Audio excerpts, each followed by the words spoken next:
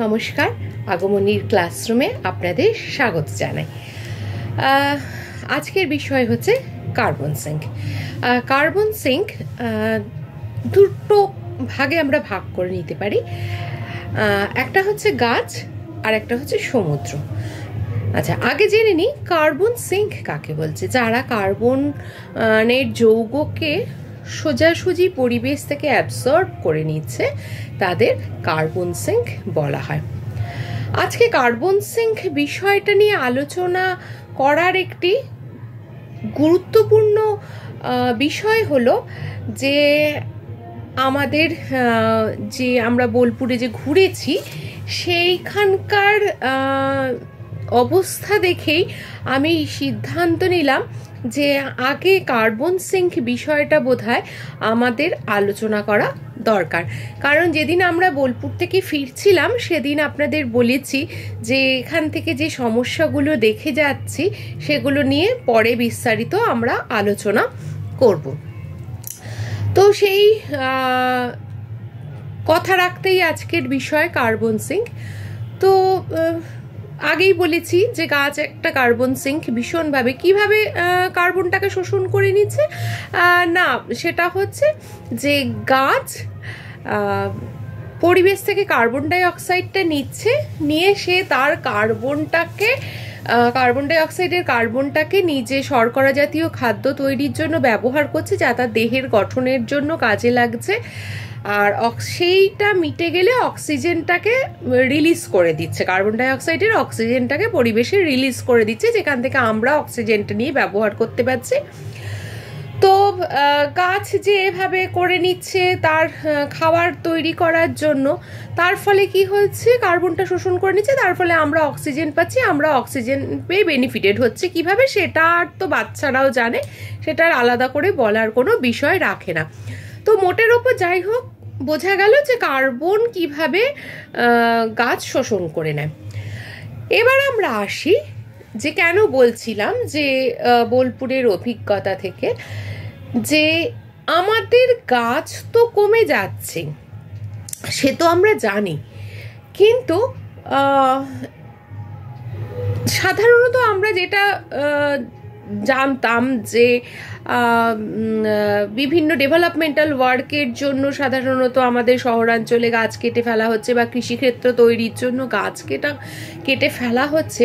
কিন্তু ইলামবাজারে গিয়ে যেটা অভিজ্ঞতা হলো, আপনাদেরও নিশ্চয়ই মনে আছে, যে যদি মনে না থেকে থাকে, যারা আমার চ্যানেলটা সাবস্ক্রাইব করেননি এখনো, করে ইলামবাজারের ভিডিওগুলো দেখবেন যিনি বন দপ্তরের যে মানুষটি আমাদের সাথে কথা বলেছিলেন, তিনি বলছেন যে মানে এমনি গাছ আর শাল গাছ মিলিয়ে টোটাল 200টা গাছ রাখতে হবে, বাকি তারা গাছ কাটতে পারছে এবং সেটি অনুমোদন পেয়েই তারা গাছটি কাটছে। এবং সে গাছগুলো যে সব আইন মেনে কাটা হচ্ছে তা নয়, অর্থাৎ যে ম্যাচিওর্ড গাছ যেটা মরে যাবে বা মরে গেছে এরম গাছ কাটা হচ্ছে তা নয়, সমস্ত রকম গাছই কাটা হচ্ছে। 200টা গাছ রেখে বাকিটা কেটে ফেলা হচ্ছে। এবং সেটা কেন কাটা হচ্ছে না, আমাদের যত মানে উডেন ফার্নিচার বা ধরুন বাসনপত্র, এই সমস্ত কিছু চাহিদা মেটানোর জন্য, বা ধরুন শোপিস, এই সমস্ত শৌখিনতার চাহিদা মেটানোর জন্যই কিন্তু এই এত গাছ কাটা হচ্ছে। এবং আপনাদের সোনাঝুরিতে গিয়েও আপনাদের শুনিয়েছি, এক কাঠের জিনিস বিক্রি করা ভাইয়ের থেকে, যে তাদের সমস্তগুলোই কিন্তু কোনো সার্টিফিকেট নেই, অর্থাৎ ইল্লিগাল ভাবে কাটা গাছ থেকে তারা বিক্রি করছে। আমি একটা জিনিস আপনাদের কাছে জিজ্ঞাসা করি, কোনটা বড়, প্রাণটা বড় নাকি শৌখিনতাটা বড়? কোনটা বড়? আমি বুঝতে পারছি না। আমি নিশ্চয়ই আপনারাও আমার মতো অবাক হয়ে গেছেন, হ্যাঁ, যে এত গাছ কাটা হচ্ছে শুধুমাত্র এই ফার্নিচার বা শৌখিনতার বিভিন্ন জিনিস বানানোর জন্য।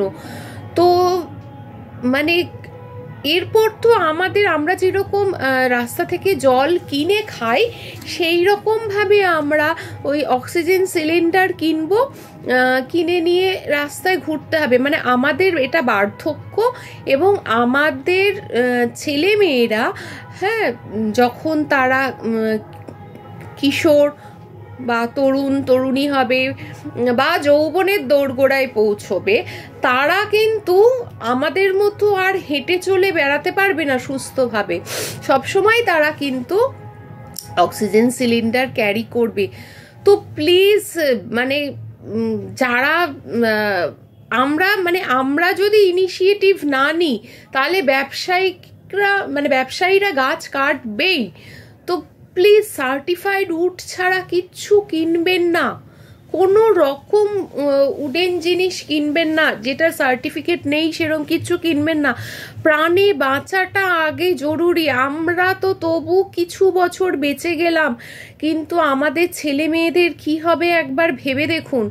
হ্যাঁ, তো সাধারণত একটু জ্বর হলেই আমরা কীরকম টেনসড হয়ে পড়ি। তো সুতরাং সেই দিনটা আসার আগে প্লিজ রেজিস্ট করুন, তো না হলে সাংঘাতিক বিপদ আসবে।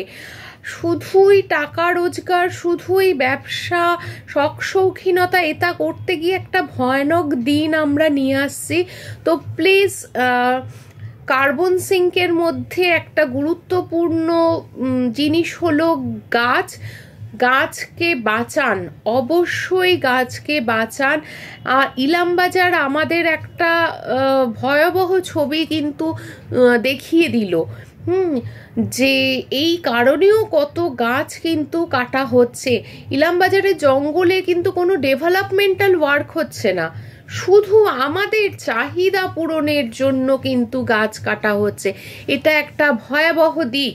সুতরাং আমরা যদি এই জায়গাটা নিজেদের শুধরে নিই, তাহলে কিন্তু এই অকারণ গাছ কাটাটা বন্ধ হয়ে যাবে। হ্যাঁ, তো প্লিজ প্লিজ প্লিজ, নিজেদের একটু আমরা চলুন শুধরে নিই। তো আজকে আর কিছু বলতে পারছি না, মানে আমি জানি না মানে কি সাংঘাতিক ভবিষ্যৎ আমরা ডেকে নিয়ে আসছি। তো যাই হোক, আপনারা এই বিষয়টা বিবেচনা করুন যে কি করবেন, আর আপনাদের চারপাশের মানুষদেরও এই বিষয়টা, কারণ এটা একজন করে কিন্তু বিষয়টা থেকে বেরোনো যাবে না, সবার যৌথ প্রচেষ্টা ছাড়া। তো এত বড় গুরুত্বপূর্ণ একটি উপাদান গাছ পৃথিবীর বুকে, তো সেটাকে কিন্তু, আর শুধু যে কার্বন সিঙ্ক হিসেবে কাজ করে তা তো নয়, যে মাটির ক্ষয় আটকায়, হ্যাঁ, আমাদের খাবার দাবার এভরিথিং এর জন্য আমরা গাছের ওপর নির্ভরশীল, এমনকি ক্লাইমেট অবধি গাছের ওপর নির্ভরশীল। তাই প্লিজ গাছকে বাঁচান।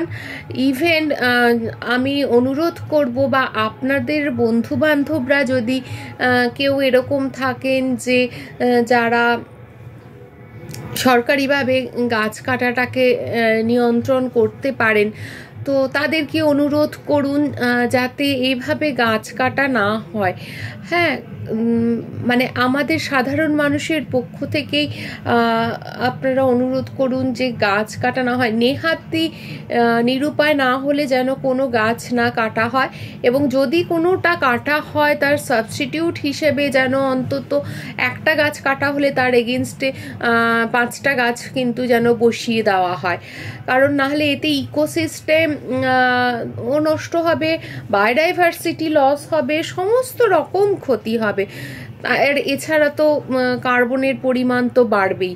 তো মোটের ওপর আমরা যে অভিজ্ঞতা সঞ্চয় করে এনেছি সেটা কিন্তু আমাদের জন্য ভালো নয়। তো প্লিজ ভিডিওটা শেয়ার করবেন, যারা নতুন তারা সাবস্ক্রাইব করে নেবেন, কারণ প্রতিটি ইলামবাজার শুধু নয়, প্রতিটি বোলপুরের ঘটনা থেকে আমরা এক একটা কি সাংঘাতিক অভিজ্ঞতা নিয়েছি সেগুলো বলবো। আর কোনো কিছু আপনাদের যদি বলার থাকে অবশ্যই কমেন্ট বক্সে লিখবেন। আর হচ্ছে যেটা, স্কিপ করবেন না, পুরোটা দেখবেন। আর আর কি বলতে হয় আমি বুঝতে পারছি না, মানে আমি এত আপসেট যে আমাদের শুধুমাত্র শখ শৌখিনতা আমাদের কোথায় নিয়ে যাচ্ছে। তো আজকে এই পর্যন্তই, নমস্কার। আর কালকে আর একটা কার্বন সিঙ্ক নিয়ে আপনাদের সাথে কথা বলবো। নমস্কার।